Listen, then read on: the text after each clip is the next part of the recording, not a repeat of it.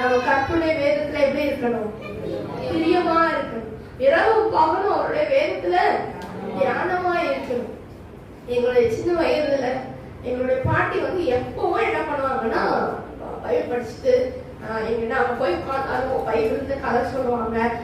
அந்த மாதிரி எப்படி இருப்பாங்கன்னா, அவங்களுடைய காரியங்கள் பார்த்தீங்கன்னா எப்பவுமே அவங்க பைபிள் படிச்சுட்டே இருக்கிறத பார்ப்போம். அவங்க எங்களுக்கு கற்றுக் கொடுத்த காரியங்கள் அவங்கள பார்த்து நாங்க என்ன பண்ணோம் அப்படின்னா பைபிள் படிக்க ஆரம்பிச்சோம்.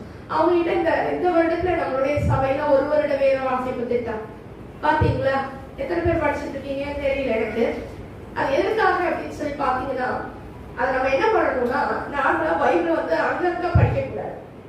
முழு வேதாகமத்தையும் ஆண்டவர் நமக்கு நம்ம கையில கொடுத்துருக்கிறார். ஆமே. பேர் இருந்துச்சுன்னா அதை விட்டுட்டு போய் படிக்கிறது இப்படி எல்லாம் என்ன இல்லை.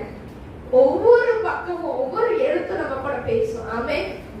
அப்ப கர்த்தருடைய வேதத்துல எங்க பாட்டிமாவை பார்த்து நாங்க என்ன செஞ்சோம் அப்படின்னா, நாங்க வேதத்தை படிக்க ஆரம்பிச்சோம். முதல் தடவை படிக்கும் போது என்ன இல்லை,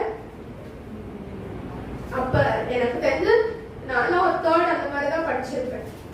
ஆனா பைபிள் படிக்க ஆரம்பிக்கும் பொழுது நம்மளுடைய கல்வி ஞானத்தையும் ஆண்டவர் சிறப்பா விளக்க செஞ்சார். ஆமென் சொல்லுங்களேன். அந்த ஞானத்தை தந்தார். இப்ப வேதத்தை வாங்க உங்க பிள்ளைங்க இன்னும் படிக்கல அப்படிலாம் நினைக்கிறீங்களா? நான் கண்டிப்பா சொல்றேன், உங்க பிள்ளைங்க பைபிள் படிக்கணும். உங்க பிள்ளைங்க ஒழுங்கா படிக்கலன்னா அவங்க பைபிள் படிக்காத பிள்ளைங்க தான். பைபிள் படிக்க படிக்க ஆண்டவர் ஞானத்தை தருகிற ஆண்டவர். 3ஆம் கிளாஸ் படிக்கும் போது என்ன பண்ணோம், படிக்க ஆரம்பிச்சோம். நான், எங்க அக்கா, எங்க அண்ணன் அப்படியே அந்த லைன்ல இருக்க மற்ற பிள்ளைங்களுமே என்ன பண்ணாங்க, படிச்சோம். முதல் தடவை படிக்கும் போது ஒண்ணுமே புரியல. அப்ப எதுக்காக படிச்சோம் தெரியுமா?